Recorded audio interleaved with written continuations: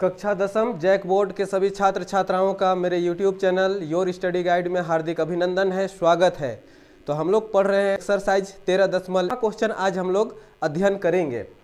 तो सबसे पहले प्रश्न को बनाने से पहले एक बार प्रश्न को समझना बहुत ज़रूरी है, तो हम लोग प्रश्न को एक बार समझने का प्रयास करेंगे। तो प्रश्न में क्या दिया हुआ है कि दवा का एक कैप्सूल एक बेलन के आकार का अर्धगोला लगा हुआ है, और कैप्सूल देखने के लिए भी आप लोग भी देखे होंगे कि बेलन के आकार का रहता है और दोनों साइड अर्धगोला के जैसा रहता है। पूरे कैप्सूल की लंबाई 14 मिलीमीटर है। कितना है? 14 मिलीमीटर है। व्यास 5 मिलीमीटर है। इसका पृष्ठ क्षेत्रफल ज्ञात करना है। तो एक बार मैं इसको चित्र के माध्यम से सबों को समझाने का प्रयास करता हूं। तो प्रश्न में जैसा दिया हुआ है, अगर चित्र ठीक प्रकार से समझ में आ गया तो फिर आगे का सॉल्व करने में कोई कठिनाई होने वाली नहीं है। तो प्रश्न क्या कहता है कि एक बेलन के आकार का कैप्सूल है, तो ये हो गया, और जिसके दोनों साइड में अर्धगोला लगा हुआ है। तो यहाँ पर हम लोग उसी तरह से चित्र ड्रॉ किए हुए हैं। ये हो गया और दोनों के तरफ अर्धगोला लगा हुआ है, जिसमें उसकी लंबाई कितनी है? 14 मिलीमीटर। यानी कि पूरा कैप्सूल की लंबाई कितनी है? 14 मिलीमीटर। यहां से लेकर के यहां तक की लंबाई कितनी है? 14 मिलीमीटर। और उसका व्यास कितना है? यहां व्यास कितना है? तो 5 मिलीमीटर। कहने का मतलब क्या हुआ कि ये अर्धगोला है, तो यहां से यहां तक की ऊंचाई कितना है? 5। तो त्रिज्या कितना हो जाएगा? 2.5। यहाँ पर चूंकि पहले भी मैं यहाँ निकाल चुका हूँ कि त्रिज्या 5/2 2.5। तो यहाँ पूरा 5 है, तो ये कितना हो जाएगा? 2.5 मिलीमीटर। ये भी 2.5 मिलीमीटर। एक बार चित्र में सबकी लंबाई को ठीक प्रकार से हम लोग समझेंगे। यहाँ 2.5 है, यहाँ से यहाँ 2.5, यहाँ से यहाँ 2.5, यानी कि 2.5। इधर भी 2.5, इधर भी 2.5, यानी कि दोनों मिला करके 5 मिलीमीटर तो ऐसे ही घट जाएगा। तो केवल बेलन का कितना लंबाई बचेगा? 9 मिलीमीटर बचेगा। ठीक है। तो चित्र अगर समझ में आ गया, इसमें मुख्य रूप से चित्र को ही समझना है, तो बनाने में किसी प्रकार की कठिनाई होने वाला नहीं है। तो अब हम लोग आगे देखेंगे।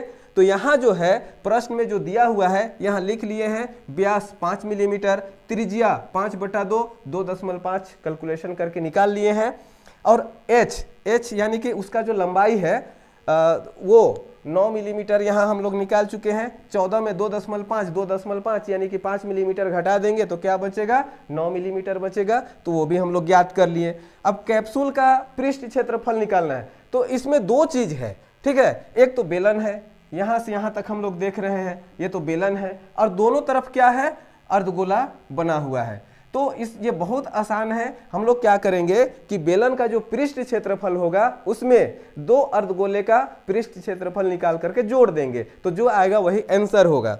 तो यहाँ बेलन का पृष्ठ क्षेत्रफल बराबर होता है 2πr(h), ठीक है, 2πr(h), और अर्धगोले का होता है 2πr²। चूंकि दो अर्धगोला है तो उसको हम 2 से गुना कर देंगे, तो 2 × 2πr² हो गया। अब ये दोनों में हम लोग देखेंगे कि कॉमन क्या है, हम किसको किसको कॉमन ले सकते हैं। तो यहाँ 2πr चूंकि r में स्क्वायर है लेकिन इधर नहीं है, तो 2πr तो एकदम निश्चित रूप से हम लोग कॉमन ले सकते हैं। तो 2πr को कॉमन ले लिए, तो अंदर में क्या बचेगा उसको ध्यान में रखना है। यहाँ 2πrh है, 2πr कॉमन ले लिए तो क्या बचा? h बचा, ठीक है। इधर से भी 2πr कॉमन ले लिए, तो एक तो ये 2 बच गया और यहाँ का एक r बच गया, यानी कि 2r बच गया, ठीक है। अब हम लोग मान को बैठाएंगे। 2 गुना पाई का मान कितना होता है? 22/7, वो भी हम लोग लिख दिए। और r त्रिज्या यहाँ कितना है? 2.5 आया है, लेकिन 2.5 नहीं लिखेंगे, हम लोग क्या लिखेंगे? 5/2, 5/2 लिखेंगे तो काटने में आसान होगा। तो 5/2 ये लिख दिए। अंदर में क्या है? h + 2r। h का हमारा कितना आ चुका है? यहाँ 9 मिलीमीटर हम लोग कैलकुलेशन करके निकाल चुके हैं, प्लस 2 है, 2 लिख दिए, गुना r त्रिज्या जो 5/2 है उसको लिख दिया। अब यहाँ जो कटेगा उसको काट देंगे, नहीं कटेगा उसको छोड़ देंगे। तो यहाँ हम लोग देख रहे हैं क्या कि ये 2 और ये 2 को बहुत आसानी तरीका से हम लोग काट सकते हैं, काट दिए। शेष में क्या बचा?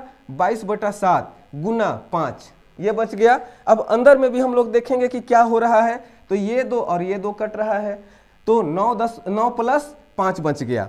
अब आगे हम लोग देखते हैं 22/7 गुना 5, 22/7 गुना 5, ये तो यहाँ से आ गया। 9 + 5 कितना हो जाएगा 14, ये लिख दिए। अगर इसमें कट रहा है तो काटेंगे, नहीं कट रहा है तो गुना करके भाग देंगे। लेकिन ये प्रश्न ऐसा नहीं है, प्रश्न इतना खराब नहीं है, निश्चित रूप से कटेगा। तो हम लोग काटेंगे उसको, 7 से काटेंगे, 7 दूना 14, ये कट गया।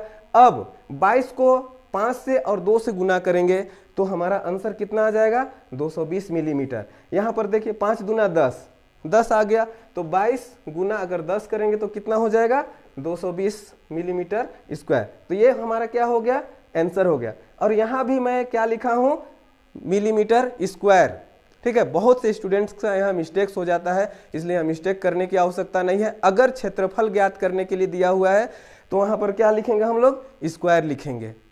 ठीक है, तो इस प्रकार से एक्सरसाइज 13.1 का छठा प्रश्न हम लोग बहुत आसान तरीके से इसको कैलकुलेशन कर लिए। आप लोग प्रॉपर स्टडी करते रहिए। और एक चीज़ कि इसको नोट डाउन करना बिल्कुल ना भूलें, इसे हम अपने नोटबुक पर नोट डाउन करते चलें, तो आप लोग का रिजल्ट निश्चित रूप से बेहतर होगा। और मेरी दुआ है कि सबों का रिजल्ट परफेक्ट हो। आप सबों को बहुत बहुत धन्यवाद।